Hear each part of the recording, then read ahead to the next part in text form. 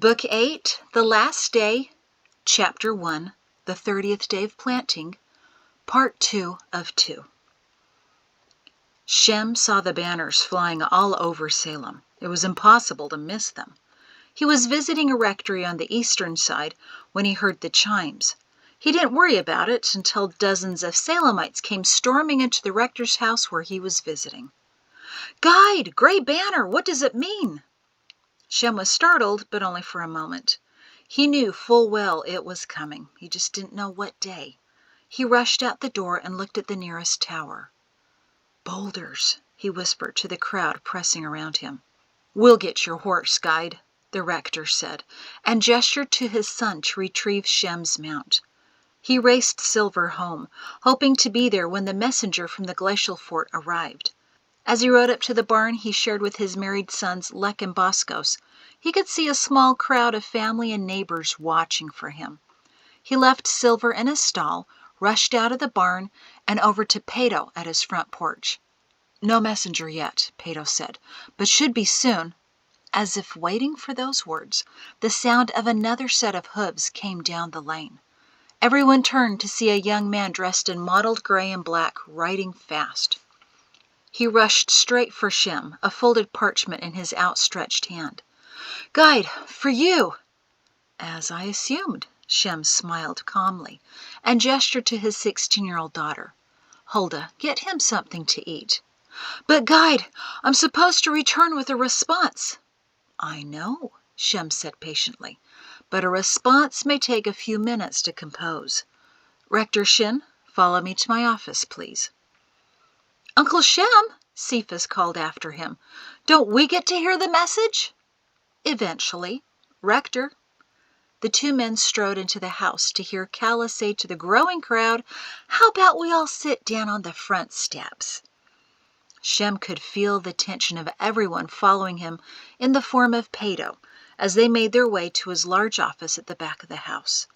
Trying to keep his own worry contained, Shem sat behind his desk as Pato grabbed a nearby chair. He sat down hard and bounced his leg nervously. Shem opened the message and read. Pato's leg bouncing increased in tempo and severity. Shem nodded slowly, then stopped reading. Now Pato's chair began to creak in time. Shem glanced at Pato and finally folded the message. "You're killing me here," Pato barked. Shem smiled. "I never kill anyone if I can avoid it. I just give people something to remember me by. Perrin's advice." "Shem!" Shem chuckled apologetically, then sobered.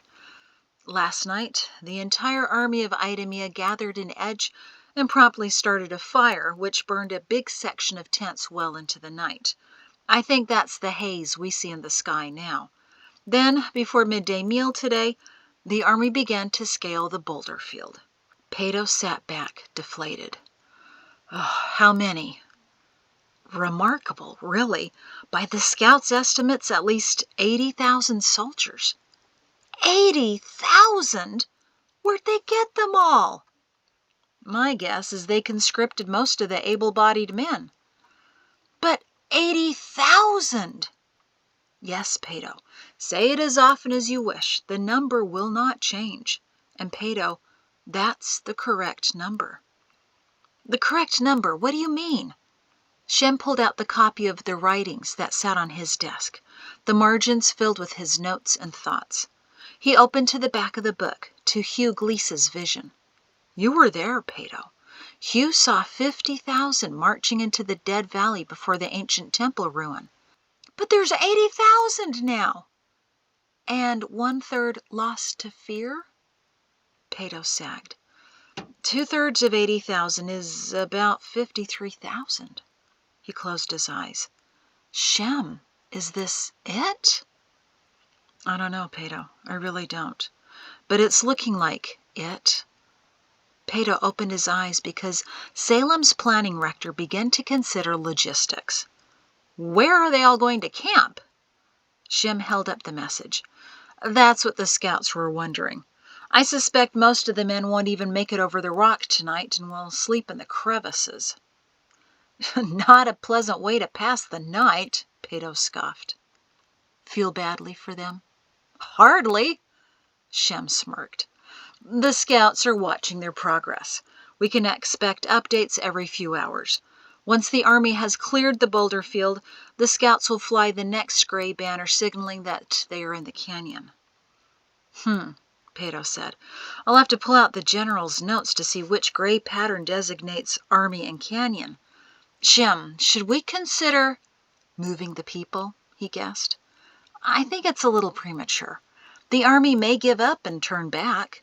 Not until they approach the glacial valley will I give the order to start for the ancient temple site." "That's what Father would have done." Pato stood up, assuming they were done. "Sit down, Pato." Worried, Pato slowly sat down again.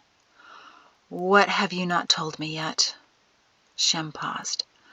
"I don't think you should share this with Lilla yet, but is it young Pear?" Shem nodded. "They've spotted him.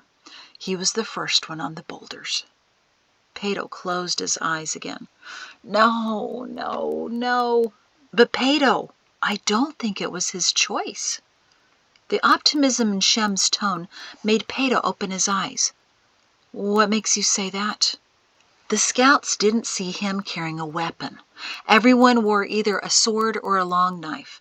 But young Pear didn't wear a belt or a sheath of any kind, and he was surrounded by armed men." Weighing that information, Pato looked out the window. "They released him early this morning." "I know. I felt it." "So what did they promise him to get him to cooperate?" "Maybe he isn't cooperating," Shem suggested. "Maybe that's why he was locked up in the first place. He might be on our side." Pato shifted his gaze to Shem and chanced to smile. "Maybe he can get them lost?" "Maybe he can buy us time," Shem agreed. But Pato's hope was short-lived.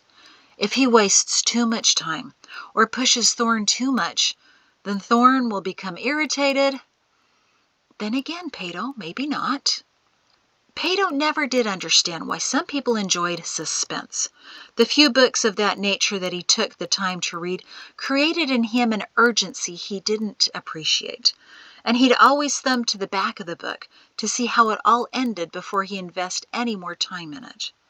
He desperately wished that today he had the story of young Pear and Shin in his hands so he could see how it would all end. Shem broke into his brooding with, "He's still alive, Pato." "But for how long, Shem?" Versa knocked on the front door, and a moment later it swung open. "Mrs. Miss Thorne, or is it Versa?" she said to her new rector's wife, a kind woman with a perpetual smile. "Just Versa, now." The rector's wife smiled wider. "Understood. What can we do for you?" Versa gestured to the tower in the distance, the northernmost one built. "What does that mean?" A voice from behind the rector's wife called, "Found it! I knew it was in that file somewhere. I just had to—" "Ah, Versa." "Hello, Rector. I was just wondering about—" She cocked her head toward the tower, flying the gray banner. "Aren't we all?" he exclaimed, waving a large sheet of parchment covered with writing. "Come in, come in. 3 of our children ran down to the tower to get the official word, but I knew I had the information somewhere in my office." Versa followed the rector and his wife into their gathering room. "There are quite a few people collecting at the tower," she told them. "I just didn't feel like walking all the way over there. Crowds and such, you know." Her voice quieted. "In case it means—" They knew her story, so she didn't bother to finish her explanation. Instead, she plopped on their sofa and sighed. The rector's wife sat next to her and patted her leg. "Don't you worry about anything or anyone, sweetie. You can't get further away from the world than here." The rector nodded. "No one here cares who your father is, Versa. We care only for you. I think you might find this interesting." He handed her the parchment and sat down next to her. "Banner codes?" "Yes, in his handwriting," the rector said reverently.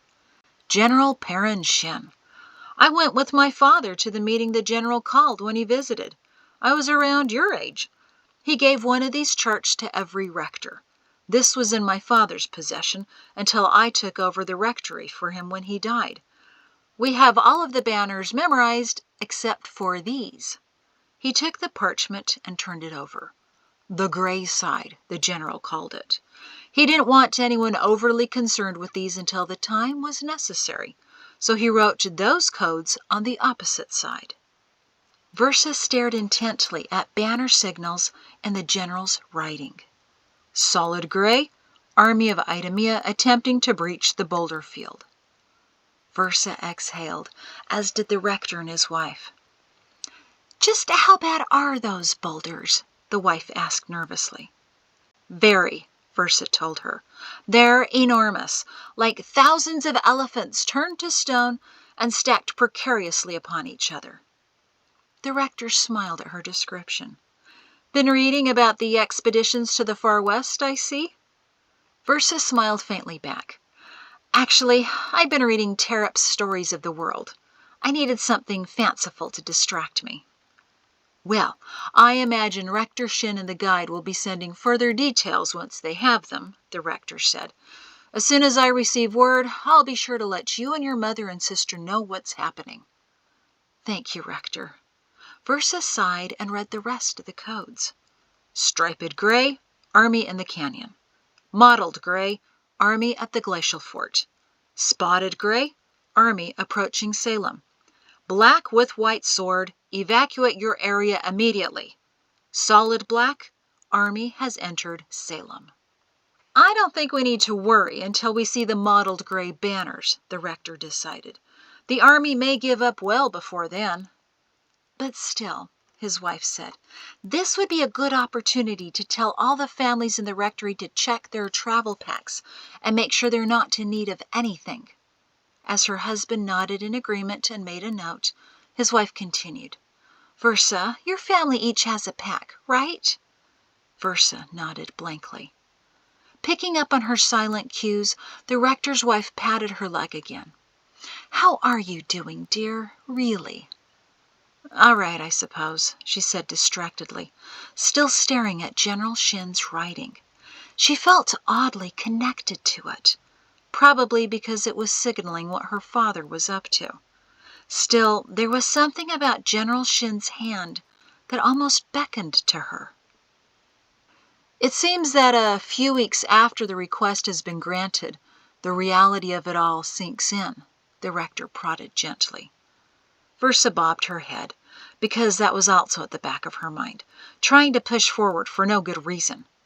I don't know why it should bother me. I'm the one who requested the termination of marriage. But it doesn't mean you're entirely happy about it. My marriage didn't even last 7 moons, Versa exhaled in disgust. Although Guide Zenas said he thought it was a miracle it lasted that long. She chuckled sadly. It's not that I really loved him. Not the kind of love I see here. It's just... When she didn't finish, the rector's wife suggested, It's just that now's not the best time to be alone. Versa nodded. The rector put a fatherly arm around her. You're never alone in Salem, Versa. I have a list of families and men who have all volunteered to come to your family's aid whenever you need it. You won't have to endure anything without help. I know, she whispered. Actually, the rector continued in a different tone, some of those men who signed the list are younger and single. You've turned quite a few heads since moving here. I see them turning when you walk into the congregational services. Versa scoffed. Ugh, do they know who I am? They do, the rector chuckled. Whenever you're ready, so are they. They are some excellent young men out there, Versa, impressed with the strong, sharp young woman. It's true, Versa, his wife put in. Don't give up just yet. No offense, Rector, Versa said as tactfully as she knew how. But I see men as dogs, and right now I have no desire for any kind of breed. Rector Shin told me something like that. the rector said forgivingly. "But don't you think that might change in time?" Versa gave him a slightly nasty look. "You've been speaking to Rector Shin, and probably Guide Zenas, so you all say the same things to me." The rector smiled. "I think it's because we're all inspired by the same being." Versa sent her look to the ceiling. "I told you I'm not interested right now." The rector and his wife laughed. "He listens, you know," the rector told Versa, "but he listens closer to your heart than to your words." Versa finally cracked a smile. "Those single men are going to have to be exceptionally excellent, Rector, to turn my head." Private Shin heaved himself over the last boulder and nearly wept for joy. He landed in a narrow channel, with the boulders on one side and the mountain curving sharply upward on the other. Salemites used to hide their horses up there, and while much of the rock had shifted, it was still wide enough for a couple of people to walk side by side. "I can't believe I made it," he panted. "Nor can I," Pal said, rolling off the boulder onto the muddy ground below. Buddy fell next to him in an exhausted heap. Snarl was already lying on a narrow flat stone up the mountainside several paces, away from the mud and snow patches. "Just a good workout," he sniffed. "Great view from here," Cloudman said, his hands on his waist. "You can really see the new Hill of Deceit. It's enormous. It's like the entire mountain blew to the side." "That's because that's what happened, you vile head," Snarl grumbled. Cloudman blinked. "I didn't see anything vile, did I?" He dropped down by Shin. Shin patted Cloudman, his favorite soldier. "No, Cloudman, you weren't vile. He was talking about the vials as in getting fogged." "Ah," Cloudman said, but his dark eyes still looked lost. "Go find us a campsite, Cloudy," Shin suggested. "We got here first. We should have first pick." Cloudman nodded and started surveying the mountainside. It used to be covered with trees and shrubs, but since all of them were now dead, what lay before them was a steep and uneven surface of sticks and rocks. Cloudman's face contorted as he glanced back. Not a whole lot of options there, Shin." "Try going to the east, Cloudy. I see some flat spaces over there up on that mountainside. Be quick about it before some other soldier takes it." "Yes, sir," Cloudy said, and took off in an ungainly jog. Reg reached the top of the boulder in time to see Cloudman bounding to the only flat area available. "How does he have any energy left? I swear we've been climbing for 5 hours." "6," Snarl said, not opening his eyes.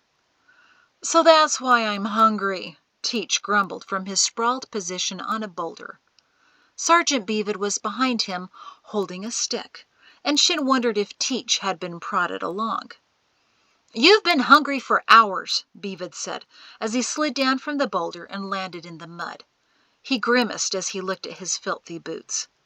"Well, this'll be fun to sleep in, won't it?" "I, for one, will not have a problem sleeping tonight," Buddy said, still lying in the mud. "This is not entirely uncomfortable." "That's because you're on my legs," Pal snapped at him. Buddy reluctantly sat up. Hammer and Iron appeared on the top of the boulders and quickly counted the men below them. "Where's Cloudman?" Sergeant Beavid asked. Shin gestured. "Over there, securing our campsite. Everyone's here and accounted for, Sergeant." Beavid eyed him. "That's not your responsibility, you know, Shin, keeping track of us." "Isn't it?" he asked innocently. "Shouldn't I make sure my protection is accounted for and comfortable?" Beavid nodded, seeing how the game was being played. "When you put it that way, of course. I'm just wondering, why did Cloudman feel the need to find our campsite?" "Because Private Shin told him to," Snarl drawled. "Cloudman even called Shin Sir." Shin waved that off. Cloudman was just responding instinctively. But look, he does have the best spot. I recommend we get up there before someone higher ranked does." He pointed down the boulder field where the blonde and gray streaked hair of General Thorne was just coming into view.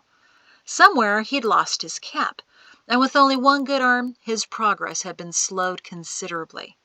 More than once Shin had looked back in smug satisfaction to see Lemuel Thorne struggling. Amory hadn't even started up the boulders from what he could tell. "But, sir," Shin said to Beavid, taking care to bat his eyelids innocuously, "only if you want to." Beavid studied him for a moment before saying, "Hammer, drag Teach over to Cloudman. He can annoy away anyone who tries to take our campsite." That evening in Salem, one of many weddings was hastily planned and pushed up for the morning, just in case. A bedroom in a small new house was hurriedly completed, so the newlyweds would have a place to sleep while the rest of the house was finished in the next few days, and an extended family began to gather, just in case. Shin looked out over the scene before him and felt a sense of satisfaction. As it grew darker, 80,000 soldiers had to find ways to camp for the night. At least half of them had to be cursing General Thorne under their breath, those who found themselves trying to find a comfortable way to sleep on the rock. Then again, the approximately 20,000 who made it to the top of the boulder field also might be upset with their situation. They had to camp in the crowded rock channel, or in the slushy snow, mud, and dead foliage that littered the sloping landscape. Shin smiled to himself, because he was one of the few resting comfortably. He had cut the branches off the few living pine trees that remained, under the close supervision of Hammer and Iron, and using Cloudman's real army-long knife. He laid the branches under his group's bedrolls, the same way the Shin, Brighter, and Zenus men camped every year on their trips to mark the path to the ancient temple site. The branches not only added a layer of cushioning, but they elevated them above the cold ground an inch or two, and smelled pleasant. Even Snarl was impressed. Below Shin's security team in the boulder field, many fires were glowing, scattered over several miles to the east and west. Those soldiers didn't even get a chance to start climbing today. So slow was the progress of those before them.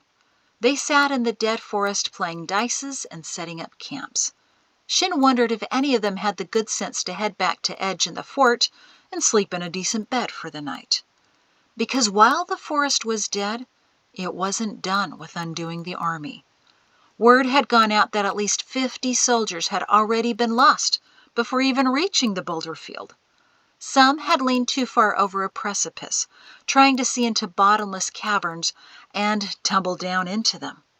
That stupid event sent out worried whispers that the Shins were still haunting the forests, dragging unwitting soldiers to their deaths, falling into the same crevices that the old colonel and his wife were lost to. That, in turn, caused other soldiers with much more bravado to start making jokes about Colonel Shin recruiting soldiers for his army of the dead, which then caused a few more dozen men to turn around and head straight back to Edge, with their commander shouting at them to return. Still others, curious about the now dry geysers, had jumped up and down around the holes, hoping to start them spouting again, not realizing the crust of the earth around them was thin. The men broke through, falling several hundred feet to their deaths in new caverns. In other areas of the forest, pockets of noxious gases still remained, seeping unseen from the ground, and overcame several soldiers who didn't take the hint from the dead deer in the area. While the forest was no longer belching hot water and steam, it was still swallowing naïve men. And while Shin had always loved the forests, he was loving this one even more. It seemed to be on his side. Officers set up rope barricades to caution soldiers about hazards, and frantic warnings were shouted back and forth that while there may not be any steam rising, the pits were still dangerous. That had seemed obvious to Shin, but then he remembered that the average person in the world couldn't recognize the obvious even if it were written across the trees. Those who had reached the boulders and the slopes above breathed more easily that the forest hadn't yet cracked open and engulfed them. But that didn't mean anyone was resting well in the unfamiliar and unlevel terrain. Slightly below Shin and to the west, on another relatively flat piece of ground, General Thorne was seated by a fire in discussion with several officers. He was drawing a crude map in the mud in front of him and gesturing toward the canyon to the east. Shin sighed. Of course that was the next direction to take. Thorne figured that out, or maybe Amory told him. He was quite certain he hadn't accidentally revealed anything that day, which could have been useful to finding Salem. While Buddy and Pal peppered him with questions about his childhood, looking for clues, Shin answered with vague references to sandy areas, grassy plains, and old structures. Neither of Thorne's young spies suspected that he was actually describing Terrap's land, but were sure he was feeding them something vital.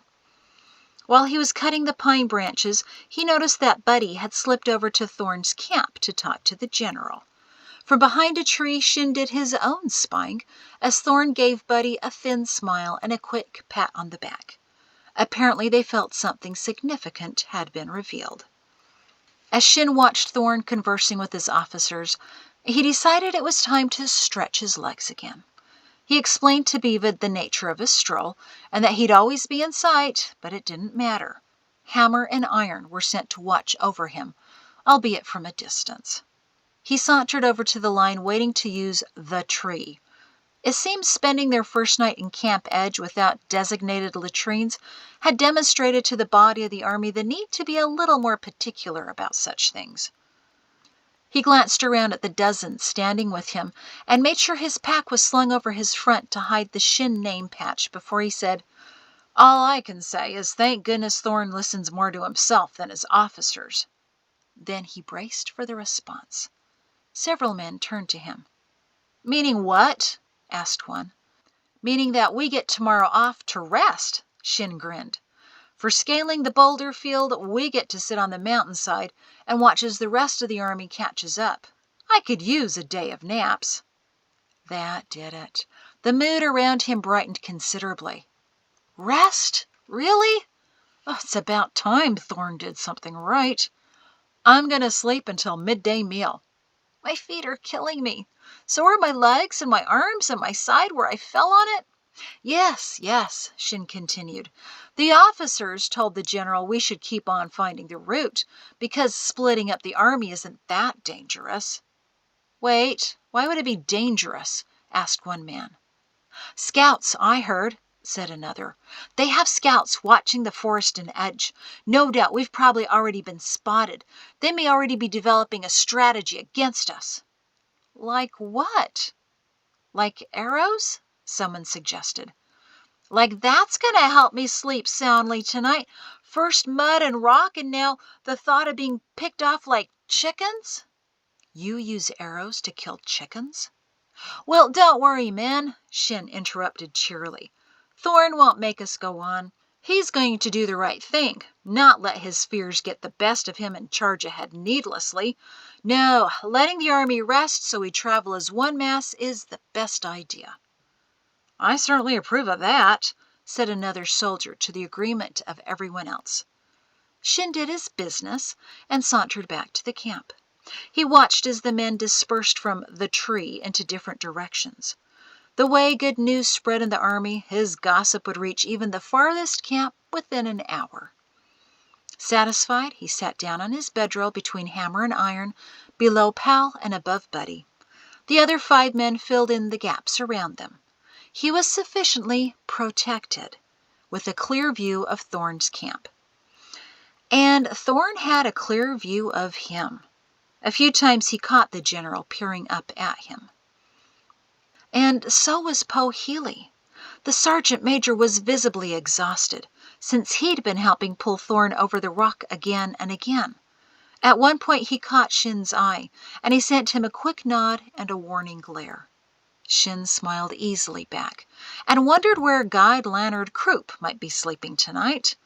While Thorne had trudged up to the boulders, Guide Leonard had stayed at the bottom of the boulder field, tapping soldiers on their heads to bless them as they embarked on their quest to liberate Salem.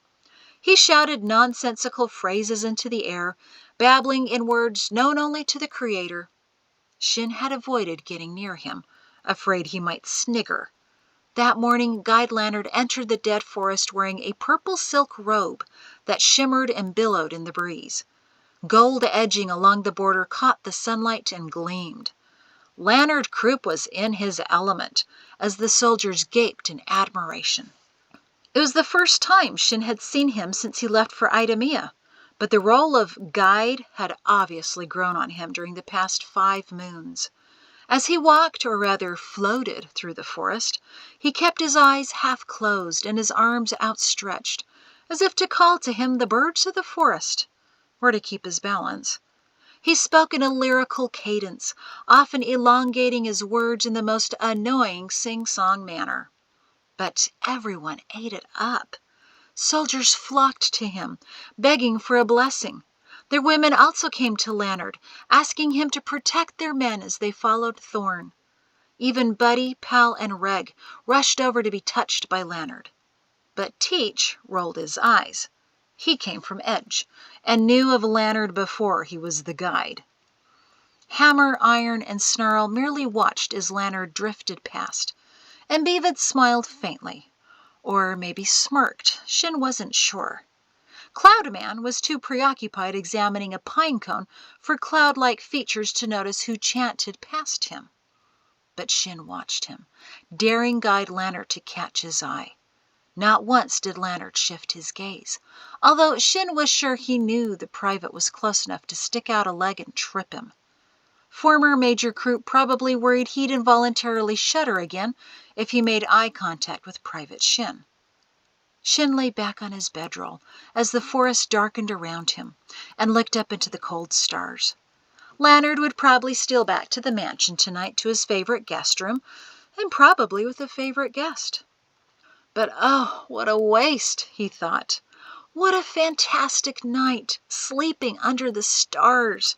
Few people understood what real freedom was. If only I had a pine cone to throw at your head, he heard the words on the right side of his mind. This night would be perfect. Beautiful work at the tree, by the way. Clever. They'll positively hate him in the morning when he gets them up. He grinned. That's the point, he thought. It won't work, though, but it doesn't have to, because there's a plan. The knocking on Shem's door had been almost constant. That's why he'd set up Zadok, his third son, strapping an age 22, as a guard to sit on the front porch and remind people that if they had concerns or questions, they had capable rectors, the words of past prophecies, and no more knowledge than Guide Zenas. So go home, pray for comfort, get your houses in order, and be ready if the banners change. Shem was busy in his office, going over every last detail, making sure he wasn't missing a thing, and reviewing again the timelines and scenarios he and Pato had outlined earlier, trying to determine when the evacuation banners should go up. That's why he was surprised when he heard the front door open. Someone had made it past Sentry Zadok. When his office door opened a moment later, there stood Kala with her warning smile fixed in place.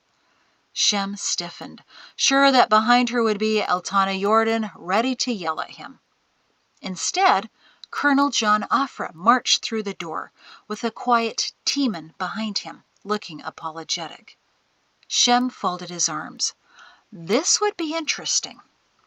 Since they'd stolen Afra from the world last year before Mount Deceit erupted and destroyed most of the northern half of the world, Salem had been trying to find ways to integrate John into their society.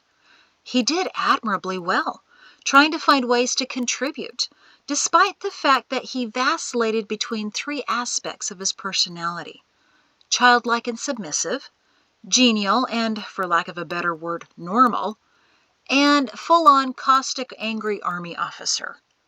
Who showed up, and for how long each personality stayed, made every conversation with him a minor adventure. That's why Shem was so grateful for Teeman, a widower of immense patience and kindness, who spent time as a scout in the world when he was a younger man.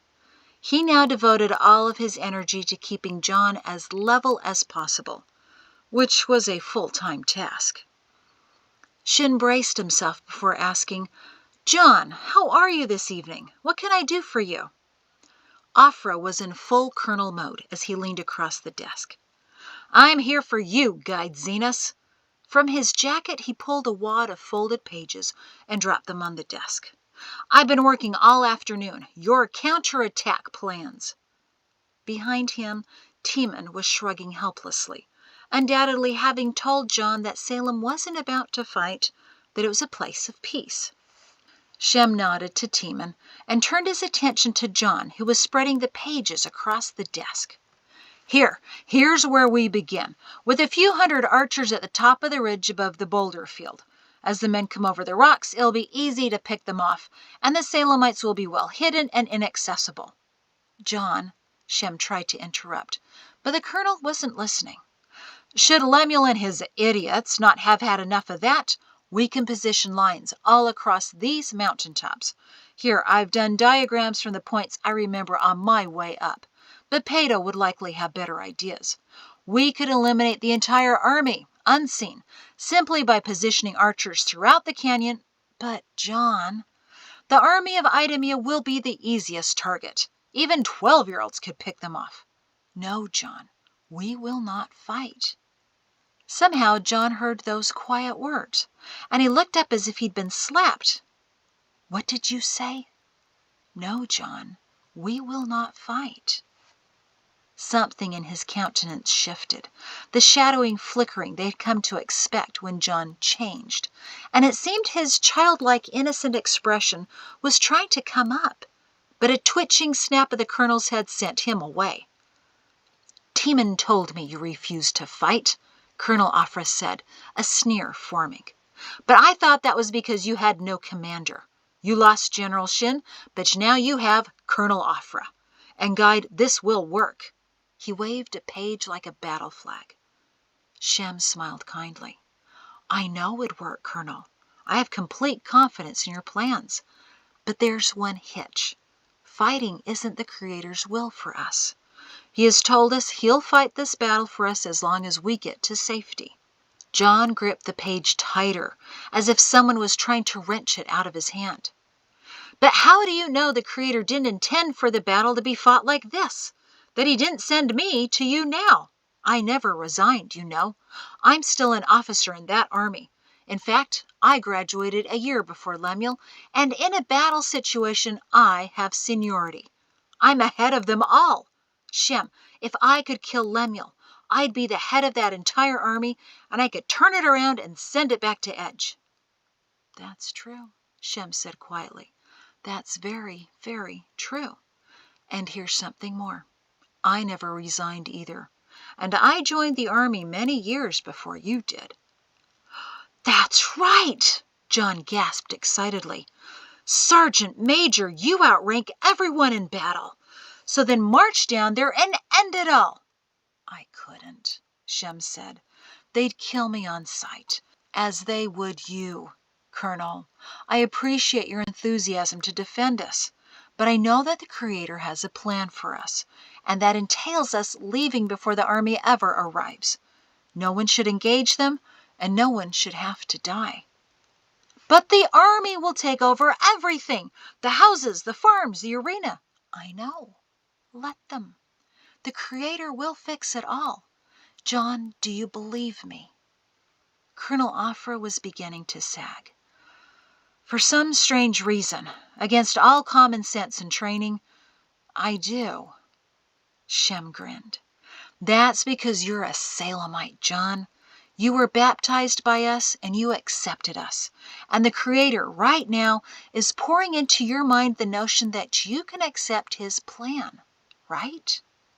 Afra sank into a chair, and behind him, Timon exhaled quietly in relief. "It makes no sense, though," John murmured. Why just give up? Give everything up?" "We're not giving up," Shem said. "We're letting the Creator take over. He wants to save all of us, not just the Salemites. He wants to give all of his children a chance, including those trying to invade us. Consider this. If we send an arrow into every clueless man down there, those who were forced into this army, we don't give them a fair chance at rejecting Thorn. Once they're in Salem, though, they'll have the opportunity to turn their backs on Lemuel. They'll have the choice to follow him or stop fighting. And a few will, John. I don't know how many, but we do know that 1/3 of them will be lost to fear. Again, I'm not sure how that's going to happen, but that fear may be the very thing that saves them from doing something brutal and horrible. It just may save them. We have to give them that chance to redeem themselves, to make their hearts open to the Creator. John sat pondering, and eventually the colonel faded, replaced by his childlike countenance. "All right, then," he finally whispered. "We have to give everyone a chance to make the right choice. What we lose in Salem doesn't matter, but losing our souls and theirs, that matters." "Well said, John," Shem smiled. John looked up and met his eyes, and another shift occurred. Now he was friendly, Afra, and his eyes glittered. "But part of my plan has merit, Shem. There are hundreds of hiding places along those mountains." "I know," Shem said. "That's where our scouts will be, spying on their progress." John held up a finger. "And where I could be, shouting down warnings into the canyons in the same manner I used to shout at the forts in the world. Fear?" Shem was about to dismiss that idea until he found himself beginning to smile. "The world thinks you're dead, John, probably buried under deceit." Yes, they do." John was grinning now. "Imagine how terrifying it'd be for Lemuel and those who remember me to hear my voice raining down upon them from above." It was the soft giggling in the corner that drew the attention of both men. Timon was trying to be noiseless, but unsuccessfully. "It would be fantastic," he whispered apologetically. "I used to be a scout, you know. In the world and in those mountains, I know of some good spots where one's voice really carries." John spun back in his chair, beaming. All 3 parts of him seemed to be there, eagerly hoping to pick up on his old habit of terrifying soldiers. Shem couldn't help but beam back. "Let the fear begin." When Shem headed up the stairs to bed late that night, he was still smiling that they'd found a purpose for John Afra. Completely drained by the day and long evening, he couldn't wait to finally fall into bed next to Calla, who he'd already sent on ahead. But he stopped in the hallway when he saw Huldah timidly standing in her doorway. He frowned at the 16-year-old. "What's wrong, sweetie? Why are you up so late?" "Papa, I don't understand. Why do we hate Lemuel Thorne so much?" Shem exhaled and leaned against the wall. "We've talked about this before, haven't we? How Captain Thorne tried to capture Aunt Mari and Uncle Perrin? How he chased them all down in the forest so he could send them to Idumea for trial? But," she faltered, why do we hate him? Aren't we supposed to love our enemies? Be nice to them the Salem way?" "Oh, boy," Shem sighed. He wasn't going to get to bed any time soon. He nodded for her to go back to her bedroom, and he followed. She got back into her bed, wrapping a quilt protectively around her, a shield against the world. Shem sat down on her reading chair. "We've tried, Huldah. We've tried to love them. You remember what Uncle Pato did last year, right? Sneaking into Edge with my jacket, then Uncle Perrin's jacket, to offer them our food reserves?" "But they didn't believe it," Huldah recalled. "They thought it was some kind of a trap." "That's how the world thinks," Shem said, "that everyone's out to get them, that no one is ever kind unless they have another motive." She blinked at him, confused. Subterfuge wasn't Salem's way. It wasn't even a word in Salem. "Can't you just try to talk to him or something?" she asked. Shem snorted, but tried to cover it. Talk to him. Huldah, he's told the world he's killed me. He's built his entire reputation on that lie. You really think he'd listen to me? But you used to work together in the fort. Weren't you ever friends? Friends? Shem tried hard not to scoff. Oh, Huldah, I tried. I did, but... He looked down at his hands guiltily. That's a question that's bothered me for decades, he confessed. Did I try hard enough? Probably not, he whispered. Why not, Papa? Shem sat back and stared off into a corner. Because my big brother hated him. I know. Sounds stupid when I put it that way, but you have to understand. Perrin was an excellent judge of character. I trusted him implicitly, and he trusted me.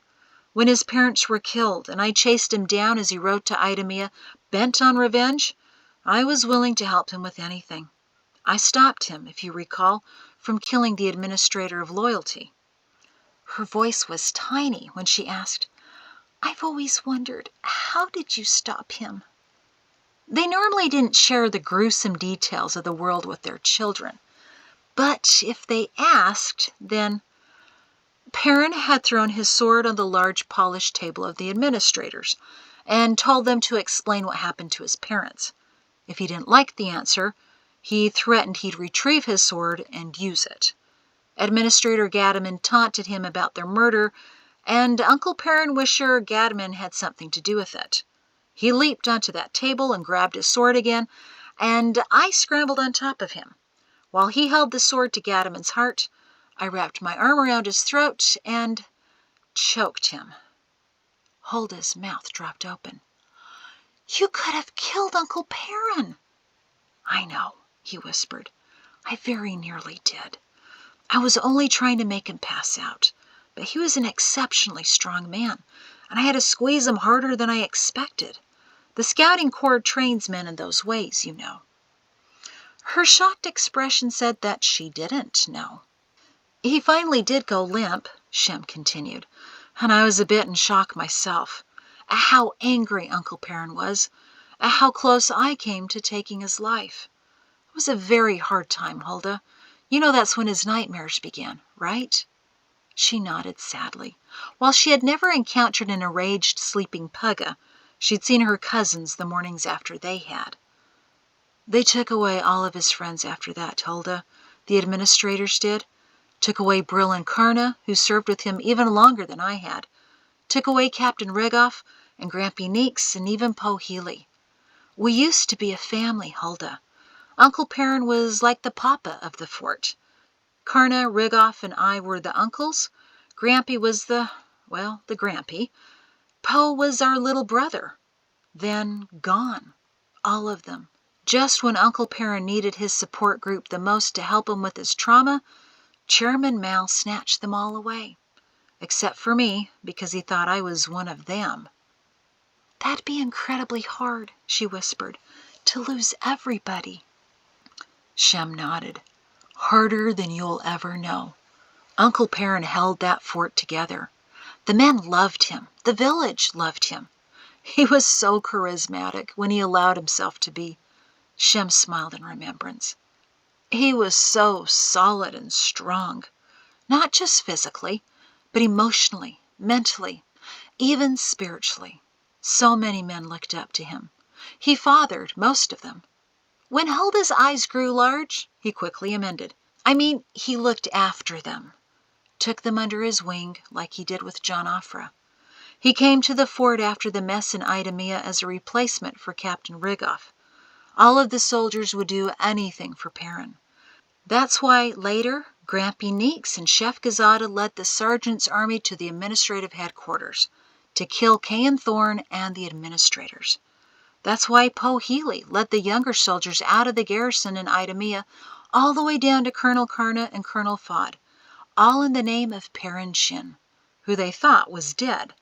It's why John Offra was here tonight, wanting to help us, because he loved Perrin Shin. Huldah was quiet, thinking. Then she said, So why doesn't Lemuel Thorne love Uncle Perrin? Shem had to ponder that one a while. I think he did, Huldah. I think that under everything he did. Uncle Perrin was rather useless as a commander for nearly a year after his parents died. He didn't notice anything around him, too lost in his own nightmares and paranoia. He didn't notice that Lemuel Thorne, as a mere captain, only 22 years old, was taking over everything. I think Lemuel was desperate to impress him, to be seen as a helper, a savior of the fort. But Perrin couldn't respond. Neither could I. I was too wrapped up in Perrin's trauma to do anything about Lemuel, who was like a tumor, I guess, growing bigger and uglier and taking over everything. Even before we all got to Edge, Uncle Perrin had told me that Lemuel was, what was the phrase he used again? Something like mushroom pudding. Huldah wrinkled her nose in disgust. My reaction as well. We were supposed to like it, even though it was all wrong. We're pretty sure Thorne was sent as Chairman Mal's spy. We found out later he was sending messages back to Idamia about Aunt Murray. He was trying to bring her down for some reason, not Uncle Perrin. It's interesting, Shem reflected. Perrin took care of so many soldiers, took them aside, trained them individually, challenged them to races, dropped extra slices of pie next to them as he passed in the mess hall. But never with Lemuel. It's like he couldn't. It must have been that suspicion that Lemuel was there to dig up dirt on him. But Lemuel wanted to take down Mari instead. It was as if he was trying to help Perrin somehow. Even then, even when Perrin was refusing to take Lemuel under his wing, Lemuel still tried to get there. He still wanted the father of the fort to, I don't know, father him, maybe? Shem was growing uncomfortable with this line of thinking and was too aware of the steady gaze of his daughter in the candlelight. Papa, she asked timidly, do you hate him, Lemuel Thorne? Oh, Huldah, you're asking a lot of difficult questions tonight. He looked into his innocent daughter's face and suddenly remembered Jatesy. She was the same age, just 16, when Lemuel dragged her to a hay barn, intent on... Shem leaped to his feet and paced back and forth. The rage that had so immediately overtook him also startled him. He glanced at his daughter, now shrinking in worry at her father's abrupt behavior. He couldn't shake the image, the vision of Lemuel trying to take a sweet little girl like he tried to attack Jatesy. He rubbed his forehead vigorously, trying to rub away the image, rid himself of the aggression that he still felt at the oddest of times. The sergeant major overpowering Salem's guide. The soldier who wanted to find a blade and charge over the mountain to kill one more time. He'd taken many men's lives, but only once had he held a knife to a man's throat and delighted in it. It was when he was sitting on Lemuel's chest, after Jatesy had fled the barn, with the point of Shem's long knife pricking Lemuel's throat. Oh, how he wanted to thrust it in, to see the blood trickle, to hear Lemuel gasp and perhaps struggle, to watch him die. Shem gripped his head and tried to keep his pacing from turning into stomping. No, that's not what he was. He took lives only when the Creator told him it was necessary, and only once in his life did he have that raw thirst for blood. Only once, so many years ago, and here it was, back again, and he could see so clearly in his mind how he could take a butcher knife, steal his way up into the canyons. He knew all of the hiding places, some that no scouts knew, and slip among the soldiers, and stab Lemuel, and end everything, end it that very night. Papa? The tiny squeak somehow made it to his ears, and he stopped pacing. Should I go get Mama? You look a little worried. She was pale and trembling, unsure of why her gentle, quiet father was suddenly agitated and now clenching his fists as if there was a hilt in them. Dear Creator, he cried in his mind, look at her. I've terrified my baby girl. Take this away, please, take this away. Instantly, the rage was gone. The desire for blood vanished. He dropped to his knees in front of her bed. "I'm sorry, Hulda, so sorry." He took her hands. This is the closest I've been to the world in a while. Sometimes it feels like it's trying to grab me and drag me back." "It did, didn't it?" she whispered. He nodded, a few remorseful tears leaking down his face. "I'm sorry. I was a soldier for a long time, you know. Sometimes I feel I need to be one again. I don't want to. I didn't always like being a soldier, but you develop an instinct, you see, and—" She didn't see. She didn't need to. She stared at his face, hopeful but apprehensive. Shem smiled, though he hardly felt like smiling. "You asked me a very important question a minute ago, one that really startled me. Do I hate Lemuel Thorne? To be honest, I don't know, Hulda. I don't want to hate him. I try not to. But he hurt a lot of people who I love. And it's hard to love someone who's done that, even after all these years." "But what if he was your brother, or like your nephew?" she suggested. "Didn't you say that the fort was like a family? If you were the uncle, wouldn't he have been the nephew?" "Hulda, I swear you're trying to kill me tonight with the sharpness of your questions." "Sorry, Papa. But you're right, and I still don't know the answer to that." She squirmed. "Then what about young Pear? He's your nephew, and he hurt a lot of people you love. Do you hate young Pear?" Shem sagged. "That? All of this is about young Pear?" He laughed in relief and sank to the floor. "Oh, Hulda, no, I do not hate young Pear. I love him immensely. He's been stupid, but I've never stopped loving him. I wanted to go retrieve him once myself, but I was told I shouldn't. Is that what you've been worried about?" Hulda shrugged. "Yeah, kind of. Well, yes, a little worried. I miss him. Yes, he was stupid, but he's a funny stupid. He was always entertaining." Shem grinned. "To say the least. I promise you, Hulda, wherever young Pear is when we finally spot him, I will rush to his side and rescue him if he needs it. But knowing him, he'll likely be in the middle of some immense chaotic accident, so it might take me a minute or two. But we'll get him back, and we'll love him even more if that's possible." Hulda relaxed and smiled. "Good. Thank you, Papa." She paused, lost in thought, and said, "If you can still love young Pear, why is it so much harder to love Lemuel Thorne? He was stupid too, right? And he wasn't raised as well as young Pear either. Why is it so much harder to love him? It's been a long time, too." The discussion had turned difficult again. "It goes back to my big brother, I guess," he said. "Perrin hated him. And Hulda, know that he rarely hated anyone. I never knew an officer with so much love as Uncle Perrin. But when he did hate someone, it was for very good reasons. Therefore, I did too." He leaned against her bed and whispered, "But maybe I shouldn't have." Unconsciously, he started clenching his fist again.